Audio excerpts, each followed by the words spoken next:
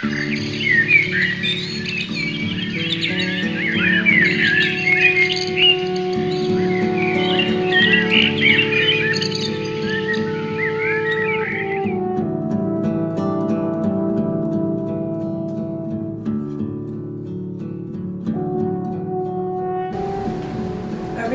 the book of Revelation.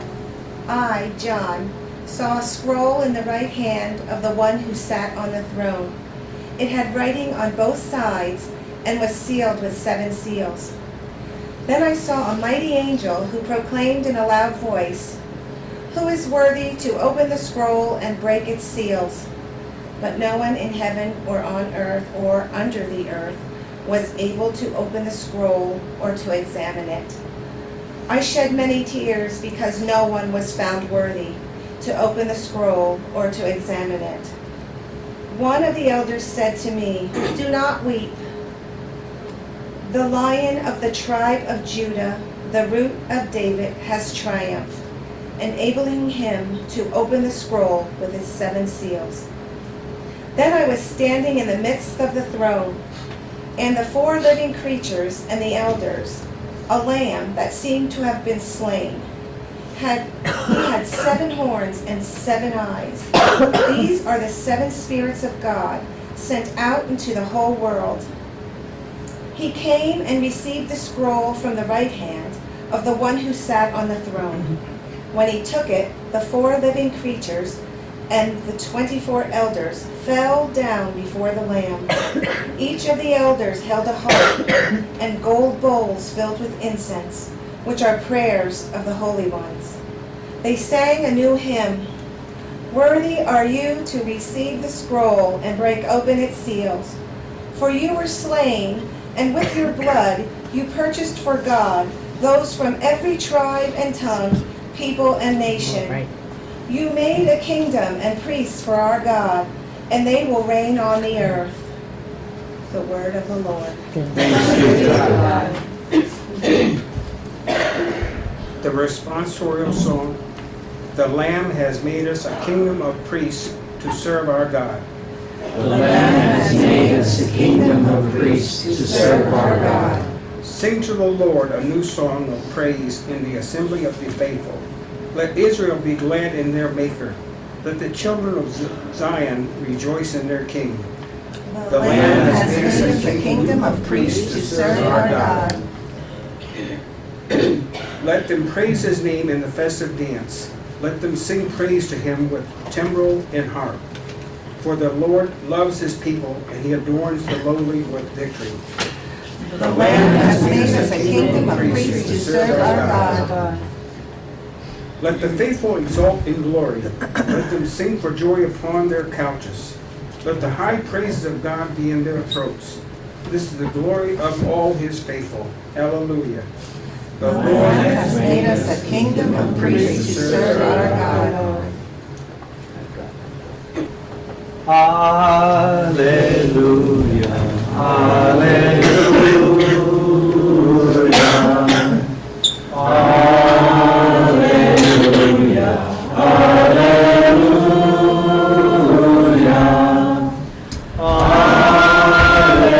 Hallelujah.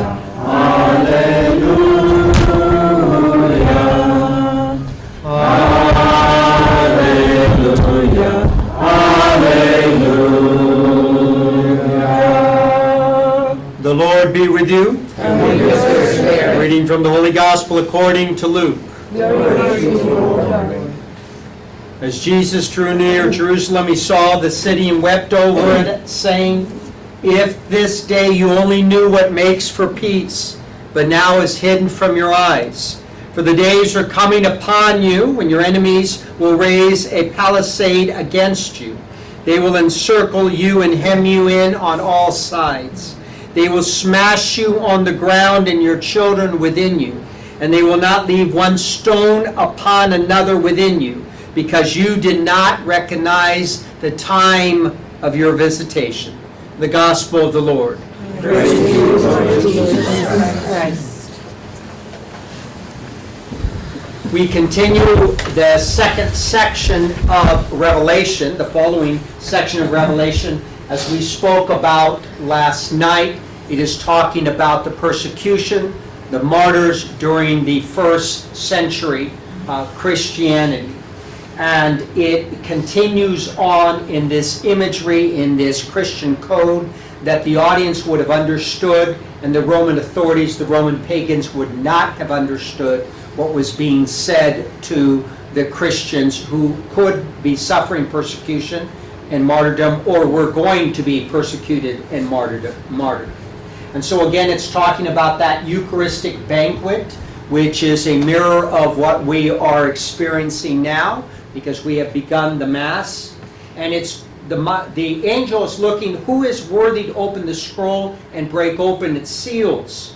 And there was nobody in heaven and earth who was worthy.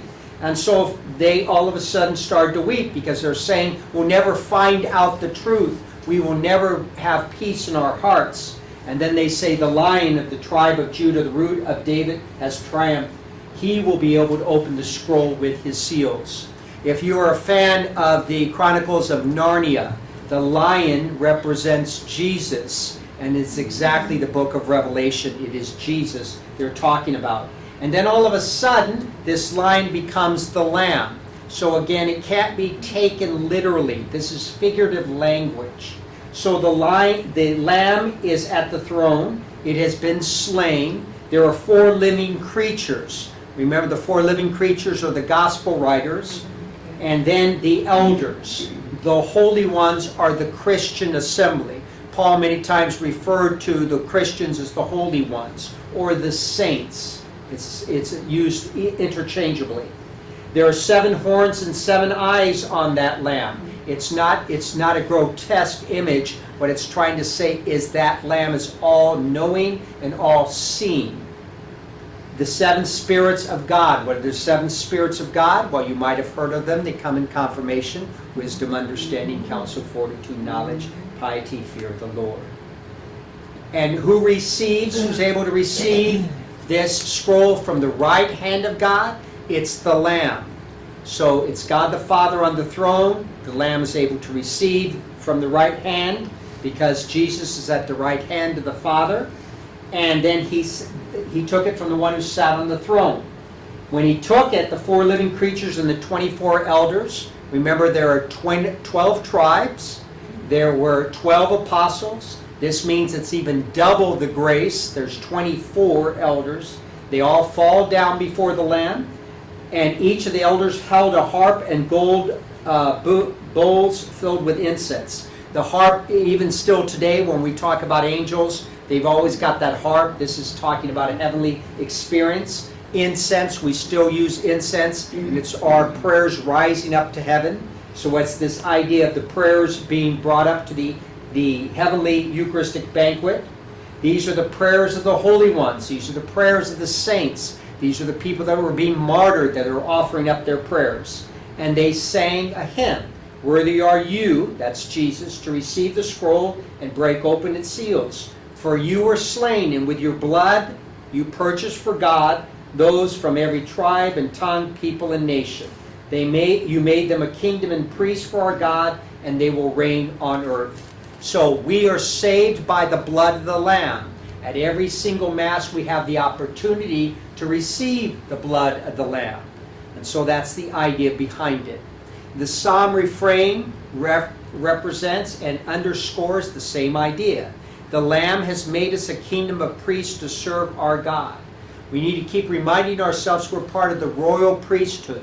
When we were baptized, we became priest, prophet, and king. Are we offering ourselves, our pride, our ego? Are we offering people to the Lord? Because that's what we're required to do as priests. And then the gospel from Luke is so powerful. This is Jesus realizing that these people have no idea who he is. And it broke his heart. He's weeping, and he says, if you only knew what makes for peace, I make for peace. And what's going to happen is there's going to be destruction, and quite rightly that's exactly what happened in 70 AD. There was the destruction of the temple, there was persecution, there was problems, and if you only knew what makes peace. That's what he's saying to us too. If you only knew what makes peace, then you would have a different attitude towards life. It is very appropriate that this is the particular chapel that we're offering this Mass. So we have St. Thomas Becket, we have St. Thomas More, and St. John Fisher. These are the English martyrs. Just like the early martyrs, they gave their lives for the faith. We are asked to do that. All of us are called to martyrdom. Most times it's not what they call wet martyrdom. We're not going to be executed, but we're called to dry martyrdom, in which we have to die to our own egos, our own pleasures, our own will. This is what all Christians are called to do. And so it's so very appropriate that we would be here to offer this Mass. We call on not only St. Elizabeth of Hungary, but St. John Fisher, St. Thomas More, and St.